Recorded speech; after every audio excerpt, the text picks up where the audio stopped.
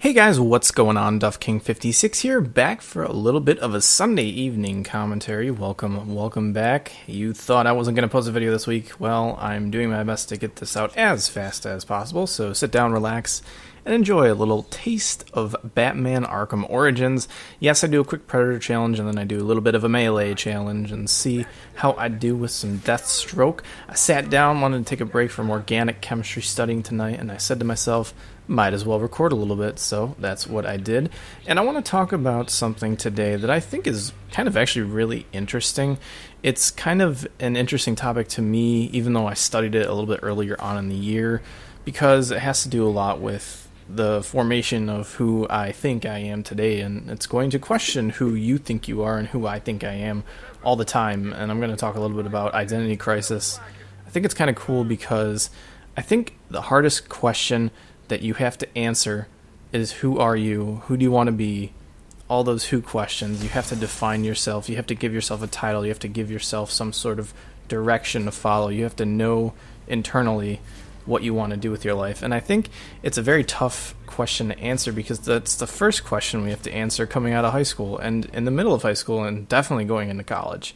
So I think everyone's kind of around that age or a little bit past for some that I know, that at one point you've had to answer that question or at least tackle and are harassed by that question. I certainly was myself. And I want to talk a little bit about someone who has a little bit of a theory on this sort of topic. His name is James Marcia, and he has these 4 identity statuses. And I think it's kind of cool because it sort of definitely puts things into perspective, and I think a lot of people can relate to these sort of stages. But basically what happens is when you're struggling in an identity crisis, you have these 4 different statuses that you could be in. There's foreclosure, diffusion, moratorium, and achievement. And they're actually pretty easy to explain. I'm on the Wikipedia now just so I make sure that I'm keeping everything straight, but it's a pretty straightforward idea.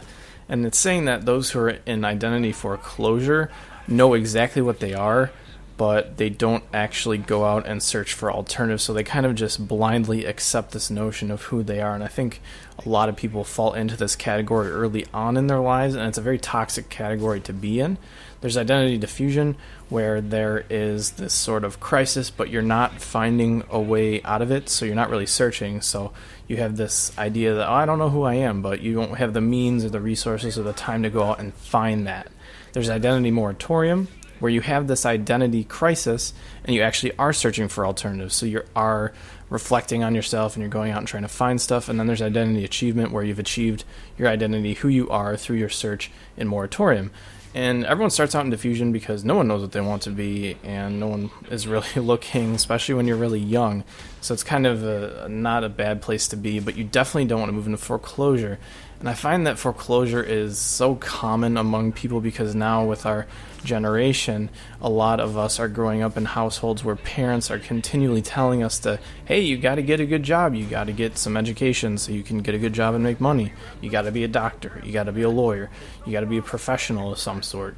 So it sort of forces us a lot into this mindset where we think we know what we want to be, but it's been spoon-fed to us since we've been a conscious being.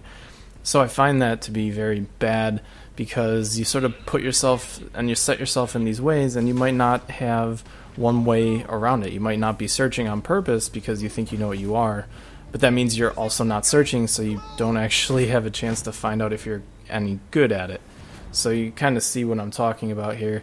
It's definitely a crisis, and personally, I definitely fell into that category where I just kept telling myself that I knew what I wanted to be and I knew what I wanted to do with my life, and it certainly was way far off than what I wanted to do. I think it was kind of interesting because I grew up my whole life saying, I'm going to be a doctor, I'm going to go to this college, and I'm going to study biology, I'm going to love it, and I'm going to have this job, and it's going to give me money, and all sorts of that. I fell into that sort of foreclosure. And when I found out that I wasn't doing well because I didn't exactly know what I was, I had to make a sudden change when I transferred schools, and I fell into another state of identity closure, one that wasn't brought upon by my parents or anyone else, one that I was brought upon myself. I told myself I do not want to be a doctor, I do not want to do all these things, I want to be a teacher. So then I set out and I wanted to study education, and I studied education, and I got to a certain point again where foreclosure caught up to me, and I kept questioning myself, and I used to get really down saying, do I really want to do this? Do I really want to dedicate myself, my life, my passion to this work? And although it's really rewarding and teaching is a very great profession and I still would love to do that, I sort of went from one foreclosure state to another, and it sort of screwed me over because I did realize that I could possibly challenge myself to the point where I could become a doctor, and I did want to study biology in more of a broader sense than education allowed me to, and I wanted to give my best, and I wanted to see how far I could take my education. So I went from 2 foreclosures into an identity moratorium now, and I'm really searching for myself. So do I really want to be a doctor? And most of the answers are coming up as yes, but there's always these outside factors that come in and sort of give you these second thoughts, which is why moratorium is so good, because you want to continually reflect and evaluate yourself to find what your actual identity is. So all these outside factors, like last week I gave a presentation, my teacher said, oh man, you should really get into research. That would be great for you. You're so good at it.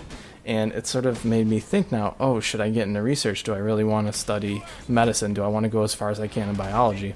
And it's giving me all these second thoughts, and I appreciate the compliments, and it's definitely fuel for my identity search. And I'm still searching. I don't think I will hit identity achievement until way after I actually get my profession, because I would love to do commentary all day. I would love to do YouTube for a living. That would be great. That would be someone who I could see myself being. But am I going to actively pursue that? Do I have the means and the time to? Probably not.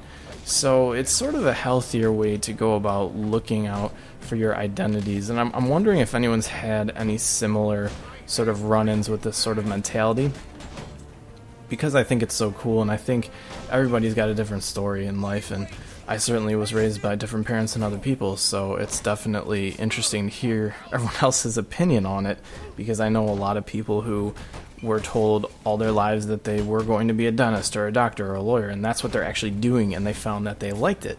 And I think that sort of foreclosure where you're closing yourself off to other alternatives is not good, because once again, you're not searching, you're not going to find out if you're any good at it, and you're not going to explore what life has to offer. It's kind of dumb to limit yourself to one talent just because you know it's going to put you in a place where you want to be later in life. But 20 years down the road, you realize you don't actually like working every day of your life as a doctor or a lawyer or what have you. So it sort of gets into this balance where, yes, we should be pushing our children, we should be pushing each other to doing their best, but we should be pushing each other and our children to be doing their best at what they like and what they feel and who they feel that they are. So if your kid wants to be an astronaut, then teach them about astrophysics and teach them about space, and allow them to pursue that as much as they want until they realize that A, it's probably impractical that they're going to become an astronaut, or B, they find something along the way that they identify more with, and that's life. You're going to be spending a majority of your time not knowing what you're going to be doing or who you are. It's the existential crisis. You know, why do we even exist as a human race? What are we on Earth to do? And it kind of gets into one of those things, and I feel like it's just an interesting topic to talk about, and I think Marsha put it into a good lens with the identity statuses, and I don't know, it was just kind of on my mind. I thought that it'd be kind of cool to talk about. So what do you guys think? Are you enjoying the Batman by now? Probably. But either way, the video is going to be coming to an end. Hopefully you guys enjoy what's left of your weekend. This has been Duff King 56 with another commentary. I will catch you guys later. Have a great night. Peace out. Bye.